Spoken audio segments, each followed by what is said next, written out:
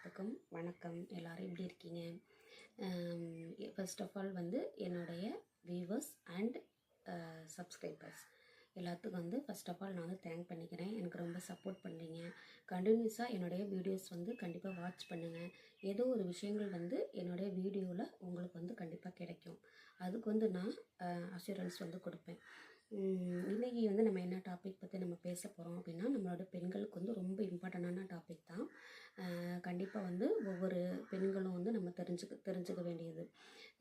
நம்ம இதை வந்து நீங்கள் வந்து கடந்தும் போயிருந்துருக்கலாம், இல்லை இப்போ அந்த ஸ்டேஜில் வந்து நீங்கள் இருக்கிறவங்களாம் கூட இருப்பீங்க. ஸோ யாராக இருந்தாலுமே என்னுடைய எக்ஸ்பீரியன்ஸ் எப்படி இருந்துச்சு அப்படின்றத நான் வந்து ஷேர் பண்ண போகிறேன். எதை பற்றி பேச போகிறேன்னா, ப்ரெக்னன்சி.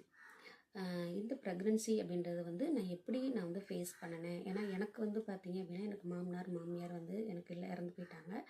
எந்த ஒரு இதுவாக இருந்தாலும் சரி, ஏன்னா இந்த மாதிரி டயத்தில் வந்து நமக்கு பெரியவங்களுடைய ஹெல்ப் வந்து கண்டிப்பாக வேணும். அவங்களுடைய அந்த கைடன்ஸ் இதெல்லாம் நமக்கு வந்து தேவைப்படும். எனக்கு அது மாதிரிலாம் எதுவுமே கிடைக்கல. ஸோ என்னுடைய அந்த நான் எப்படி ஸ்ட்ரகிள் பண்ணேன், எப்படி வந்து நான் அதை எஃபெக்டிவாக நான் வந்து கொண்டுட்டு போனேன், இதை பற்றி தான் நான் வந்து உங்கள்கிட்ட வந்து ஷேர் பண்ணிக்கிறேன். இதை வந்து உங்களுக்கு தெரிஞ்சும் இருக்கும், நான் சொல்ல போகிற விஷயம் தெரியாமலும் கூட இருக்கும். ஓகேங்களா? ஸோ நான் வந்து என்ன பண்ணேன்னா, எனக்கு வந்து கண்டினியூஸாக தொடர்ந்து வந்து ஒரு 4 ப்ரெக்னன்சி கண்டினியூஸாக வந்து எனக்கு அபார்ட் ஆகிடுச்சு. அதுக்கு வந்து என்ன ரீசன் என்ன அப்படின்றத நான் தனி வீடியோவாக நான் வந்து போடுறேன். அந்த டாபிக்குள்ளே நான் வந்து போகலை. எனக்கு வந்து 5th ப்ரெக்னன்சி தான் எனக்கு வந்து சக்ஸஸ்ஃபுல்லாக எனக்கு வந்து பாப்பா வந்து பிறந்தா. இப்போ பாப்பாவுக்கு வந்து 8 வயசு ஆகுது. ஏன்னா எனக்கு வந்து பார்த்திங்கன்னா 2017 தான் நான் வந்து பாப்பா வந்து பிறந்தா. அப்போது அந்த ப்ரெக்னன்சி பீரியடில் நான் எந்த அளவுக்கு நான் வந்து எனக்கு ஸ்ட்ரகிளாக இருந்துச்சு, அதை வந்து நான் எப்படி வந்து எஃபெக்டிவாக நான் வந்து யூஸ் பண்ணிக்கிட்டேன் அப்படின்றத பற்றி நான் உங்கள்கிட்ட வந்து ஷேர் பண்ணுறேன்.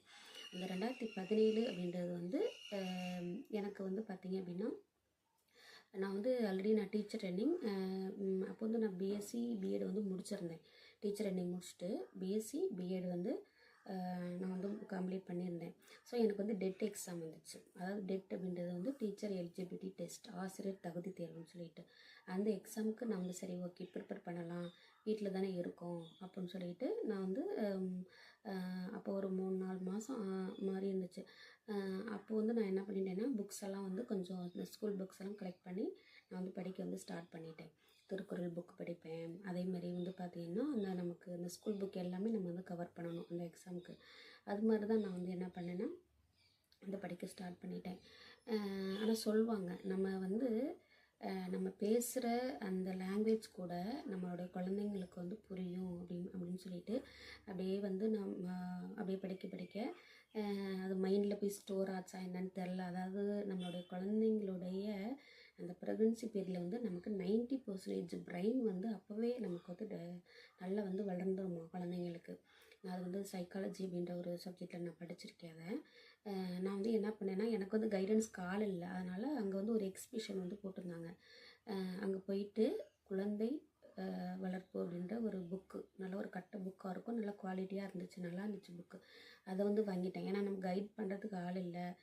அங்கே வந்து நம்ம திருப்பூரில் வாடகை வீட்டில் இருக்கோம், யார்கிட்ட போய் நம்ம வந்து கேட்குறது அப்படின்னு சொல்லிட்டு ஃபோனும் அப்போலாம் என்கிட்ட பெருசாக இல்லை.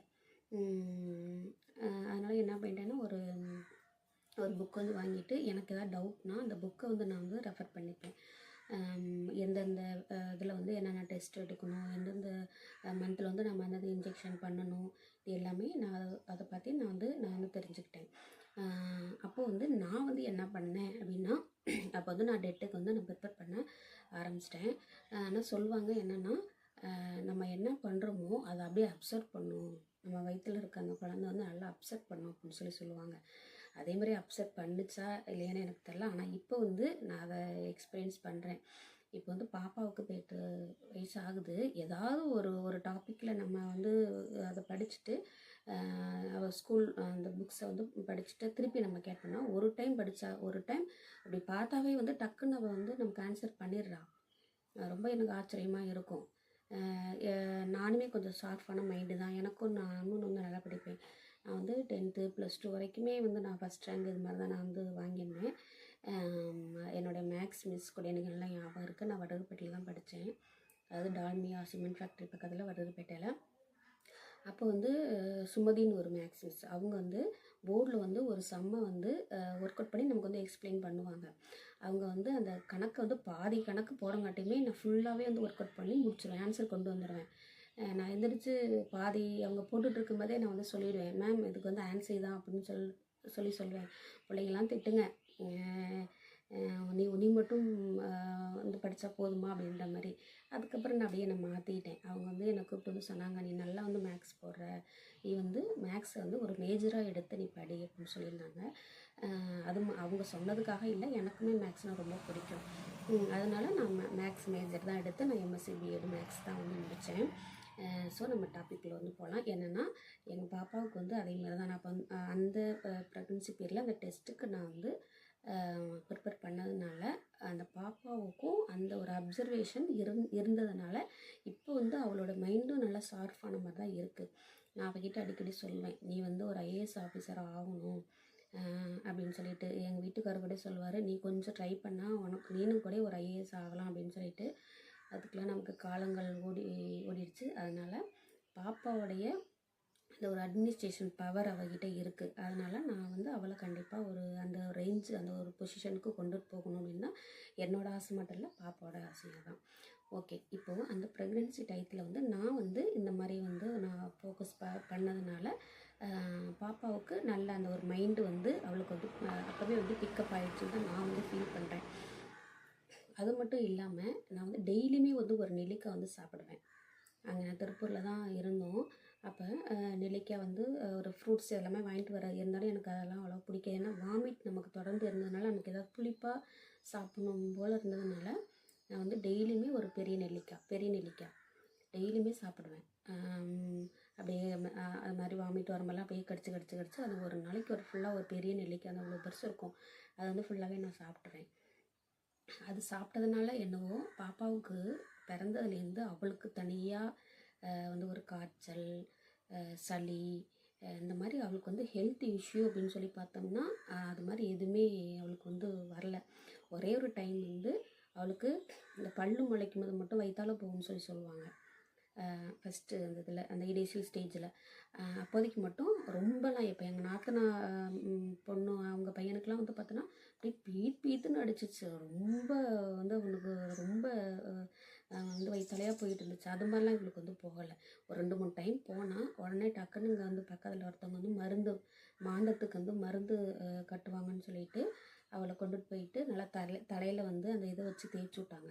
என்னை வந்து மூலிகைலாம் வச்சு தேய்ச்சி விட்டு அந்த சாறு புழிஞ்சு பண்ணாங்க. அப்படியே ஸ்டாப் ஆகிடுச்சு. அந்த ஒரு தடவை மட்டும்தான் அவளுக்கு அந்த வயிற்றால அப்படின்றது போனது.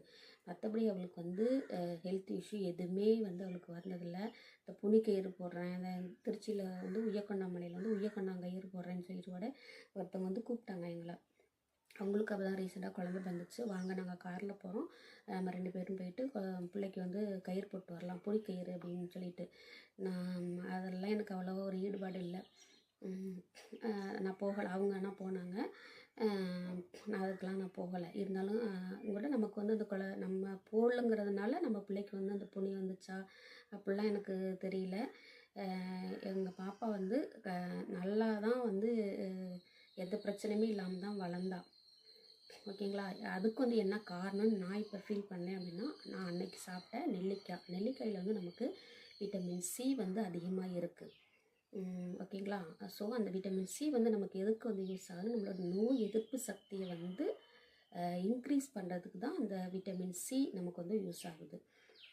எப்போதுமே நம்ம சாப்பிட்ற சாப்பாட்டில் வந்து பலவித கண்டென்ட் இருக்கும். இரும்புச்சத்து, நார்ச்சத்து, மினரல்ஸ் எல்லாமே நமக்கு வந்து இருக்கும். அதெல்லாம் அப்சர்வ் பண்ணி நம்மளுடைய பாடிக்கு தேவையான சத்துக்களை பிரித்து கொடுக்கறது வந்து எது அப்படின்னா அந்த விட்டமின் சி தான். ஸோ அந்த சத்துக்களை வந்து அப்சர்வ் பண்ணி அதை வந்து நமக்கு பிரித்து கொடுக்கறது வந்து இந்த விட்டமின் சி வந்து நமக்கு ரொம்ப வந்து தேவை. அதனால தான் சொல்லுவாங்க விட்டமின் சி வந்து அந்த கர்ப்பிணி பெண்கள்லாம் என்ன பண்ணணும் அப்படின்னா நிறைய வந்து அந்த vitamin A and vitamin C இந்த ப்ராடக்ட் வந்து நம்ம எடுத்துக்கணும் அப்படின்னு சொல்லிட்டு, அதுமாரி இரும்பு சத்து எல்லா கண்டென்ட்டுமே நமக்கு வந்து தேவை. இது முக்கியமாக இந்த விட்டமின் சி அப்படின்றது நமக்கு நோய் எதிர்ப்பு சக்தி நமக்கும் சரி. ஏன்னா நம்ம வந்து கன்சீவ் ஆனாவே நம்மக்கிட்ட வந்து அந்த இம்யூனிட்டி பவர் வந்து கம்மியாயிடும் ஆட்டோமேட்டிக்காக. நான் அது எல்லாமே வந்து ஒரு போக போக ஒரு வீடியோவில் வந்து நான் என்ன படித்தேனோ அது எல்லாமே நான் வந்து உங்கள்கிட்ட ஷேர் பண்ணுறேன். நம்மளுடைய இம்யூனிட்டி பவர் வந்து அப்படியே கம்மியாயிடும். ஓகேங்களா? ஸோ நமக்கு இந்த மாதிரி சில விஷயங்கள்லாம் சாப்பிட்றதுனால தான் நமக்கு வந்து அதை கொஞ்சம் கொஞ்சமாக நம்ம வந்து தக்க வச்சுக்க முடியும். ஸோ அதனால தான் நான் வந்து விட்டமின் சி மட்டும் நான் வந்து நல்லாவே எடுத்துக்கிட்டேன். மற்றபடி ஃப்ரூட்ஸ்லாம் எனக்கு பிடிக்காது, இருந்தாலும் பாப்பாவுக்காக கொஞ்சம் கொஞ்சம் சாப்பிட்டேன். பால் எனக்கு அவ்வளோவா பிடிக்காது, இருந்தாலும் பாப்பாவுக்காக தான் நான் வந்து எடுத்துக்கிட்டேன். ஸோ இந்த மாதிரி நீங்களும் வந்து என்ன பண்ணணும் அப்படின்னா, நீங்கள் இந்த விட்டமின் சியை வந்து கண்டிப்பாக நீங்கள் வந்து மிஸ் பண்ணாமல் எடுத்துக்கோங்க. ஃப்ரூட்ஸு அதேமாதிரி இரும்பு சத்து வந்து நமக்கு இப்போ 2 பேர்த்துக்கு நமக்கு தேவைப்படும். இப்போ நான் சிங்கிளாக இருந்தோம்னா நமக்கு இருக்கிற இரும்பு சத்து போதும். பட் நமக்கு குழந்தைக்கும் நமக்கு வந்து அந்த பேபிக்கு வந்து இரும்பு சத்து அதிகமாக நமக்கு வந்து தேவைப்படும். ஸோ அதனால் நம்ம எக்ஸ்ட்ரா நம்ம கண்டென்ட் வந்து அந்த அயன் கண்டென்ட் எடுத்துக்கணும். அதனால தான் நம்ம எவ்வளோ தான் எடுத்துக்கிட்டாலும் நமக்கு பத்தலைங்கிறதுனால தான் நம்ம வந்து அந்த டயத்தில் ரொம்ப அனிமிக்காக இருப்போம் அப்படின்னா தான் நமக்கு வந்து அயன் டேப்லெட் வந்து நமக்கு டாக்டர் வந்து ரெஃபர் பண்ணுவாங்க. அயன், கால்சியம், ஏன்னா குழந்தைங்களோட அந்த எலும்பு வளர்ச்சிக்கெலாம் வந்து கால்சியம் கண்டென்ட் கால்சியம், பாஸ்பரஸ் வந்து ரொம்ப முக்கியம். அதனால் அந்த கண்டென்ட் வந்து நம்ம இந்த ப்ரெக்னன்சி டயத்துலேருந்து எடுத்துக்கணும். ஓகேங்களா? ஸோ நான் இது மாதிரி தான் வந்து என்னுடைய ப்ரெக்னன்சியை வந்து நான் வந்து கொண்டுட்டு போனேன். அடுத்தடுத்து அந்த வரக்கூடிய நான் வீடியோவில் வந்து அந்த ப்ரெக்னன்சிக்கு முன்னாடி வந்து நான் எந்தளவுக்கு நான் வந்து கஷ்டப்பட்டேன், அந்த 4 அபார்ஷன் எதனால் ஆச்சு அப்படின்ற டீட்டெயில் வந்து நான் வந்து தரேன். திருப்பி அந்த தப்பை நீங்கள் வந்து பண்ணாமல் இருக்கிறதுக்காக தான் அந்த அபார்ஷனை பற்றி நான் வந்து உங்ககிட்ட வந்து நான் தனியாக வந்து ஷேர் பண்ணுறேன். ஓகேங்களா?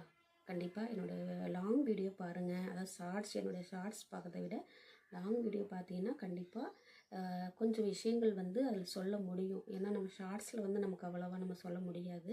லாங் வீடியோவில் கண்டிப்பாக நம்ம கொஞ்சம் சில விஷயங்களை வந்து கொஞ்சம் எக்ஸ்பிளைனாகவே நம்ம வந்து கொடுக்கலாம். ஸோ தொடர்ந்து வந்து என்னோடய சேனலை வந்து வாட்ச் பண்ணுங்கள். கண்டிப்பாக உங்களுக்கு ஒவ்வொரு வீடியோவுமே உங்களுக்கு யூஸ்ஃபுல்லாக தான் இருக்கும். ஓகேவா? Thank you all viewers and subscribers. Bye. Next